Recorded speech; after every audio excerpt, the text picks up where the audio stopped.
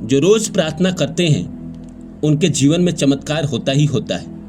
हम सब चाहते हैं कि हमारे जीवन में धन मिले, पद मिले, हम बड़ा आदमी बने, बहुत अमीर बने, पर हम प्रार्थना नहीं करते हैं। पर प्रार्थना में बहुत शक्ति होती है। इस कहानी के माध्यम से हम आपको बताएंगे कि प्रार्थना आपके जीवन में कैसा चमत्कार कर सकता है। बहुत पहले की बात है, एक गांव में रवि नाम का एक लड़का रहता था। उसकी शादी हो गई थी, 2 छोटी छोटी बेटियां थी। कुछ उसके पास जमीन थी और उसी पे वो खेती करता। खेती करने के बाद जो फसल उगते उससे अपने परिवार का लालन पोषण करता। लेकिन उसके फसल जो थे वो हमेशा अच्छे नहीं होते। कभी बारिश ना होने की वजह से फसल खराब हो जाते, कभी धूप अधिक हो गई इसकी वजह से खराब हो जाते, कभी कीड़े उसके फसल को खा जाते। लेकिन वो भगवान पे भरोसा रखता और अपना जीवन चलाते रहता। जैसे तैसे उसकी जिंदगी चल रही थी। उसकी एक आदत थी, वो सुबह जैसे ही बिस्तर से उठता रोज भगवान की प्रार्थना करता। वो बैठ जाता और प्रार्थना करना शुरू कर देता। आसपास के लोग देखते और उस पे ताना कसते। वो कहते कि तुमको क्या लगता है, ये जो प्रार्थना करते हो इससे तुम्हारा फसल ठीक हो जाएगा, तुम अमीर बन जाओगे, गलत में हो, गलत सोचते हो तुम, ऐसा कुछ नहीं होने वाला है। मेहनत से करो तभी तुम्हारे साथ होगा। तुम प्रार्थना करते रह जाओगे और तुम्हारे फसल वहां कीड़े खा जाएंगे। सुबह जो प्रार्थना करते हो उस समय जाओ और खेत में जाकर कीड़े को मारो। वो हंस के इस बात को टाल देता। अब लोगों का काम है कहना, तो लोग कहते थे। इसकी पत्नी को यह चिंता थी कि 2 बेटी है, फसल भी अच्छे नहीं होते हैं, पता नहीं जैसे जैसे ये बड़ी होगी तो इसकी शादियां कैसे होगी। लेकिन वो इन सब बातों पे ध्यान नहीं देता। वो अपना सुबह भगवान का नाम लेता और अपना काम करता। वो एक ही बात जानता था कि भगवान से हमारा काम है प्रार्थना करना, और दूसरा काम ये है कि हम बस अपना मेहनत करें। भगवान हमारा तकदीर बदल सकते हैं, उनके ही हाथों में है। अब बेटी की शादी जहां लिखी है वहां हो जाएगी, कैसे करवाएंगे वो तो भगवान जाने। भगवान ने बेटी दिया है तो भगवान ही रास्ता देंगे। समय बीतता रहा। एक बार ऐसा हुआ कि गांव में एक बीमारी फैली, हैजा। हर घर प्रभावित हुआ, लेकिन इसका घर प्रभावित नहीं हुआ। इसके घर में किसी को भी वो बीमारी नहीं हुई।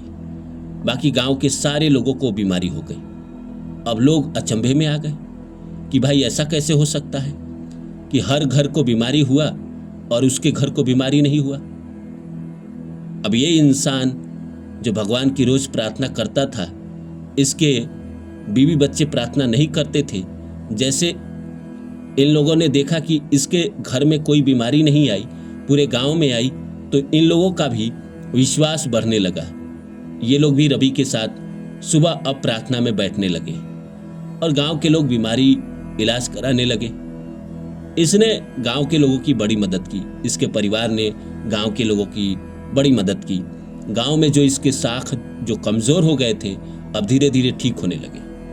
बाकी बीमारी आने की वजह से जो भी फसल में कीड़े लगते थे वो स्वतः अपने आप मर गए और इसका फसल उस साल बड़ा अच्छा हो गया। अब फसल अच्छा हुआ तो इसने फसल बेचे। अब इसके पास कुछ पैसे आ गए। उस पैसे से इसने कुछ और सामान ले ली, खेती की। खेती और बेहतर होता गया। वक्त बदलता रहा और उसके किस्मत बदलते रहे।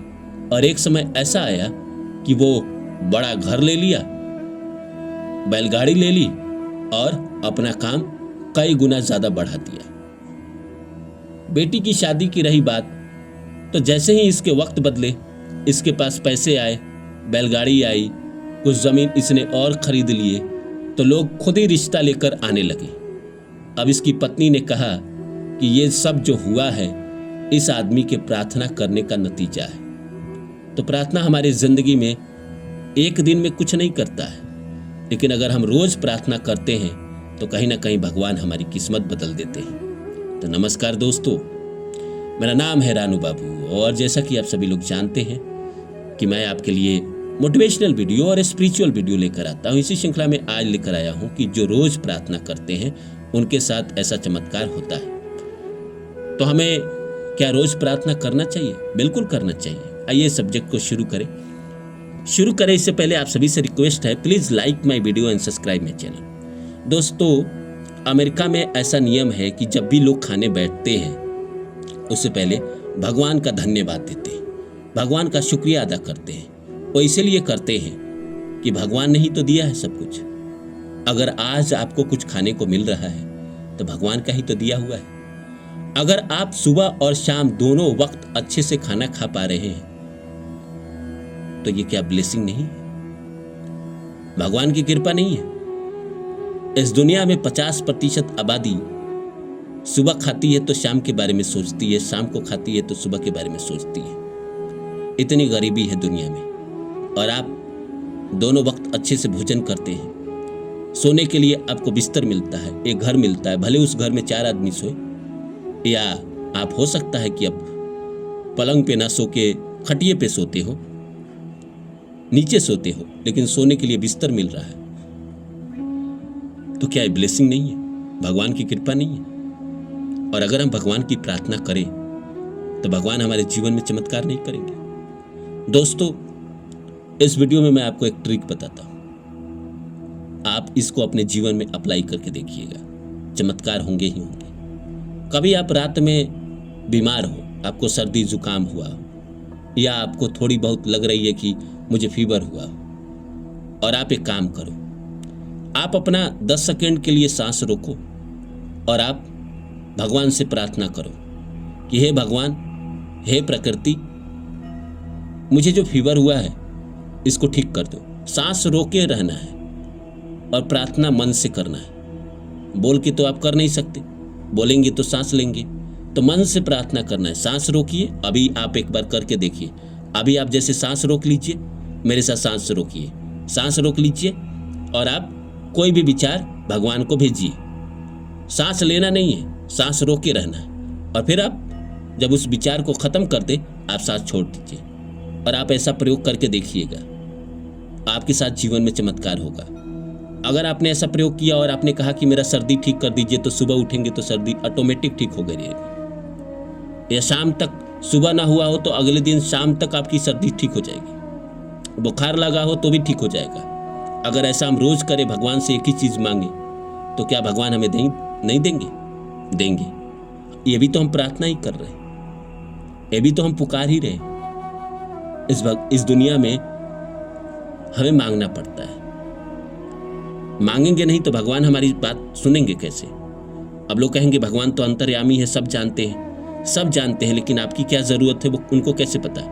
आपको मांगना पड़ेगा, प्रकृति से मांगना पड़ेगा, तभी प्रकृति आपको देगा। और रोज प्रार्थना करने से जीवन में चमत्कार होते ही होते। अगर ये आप आदत बना लेंगे तो आपके साथ चमत्कार घटेगा ही घटेगा।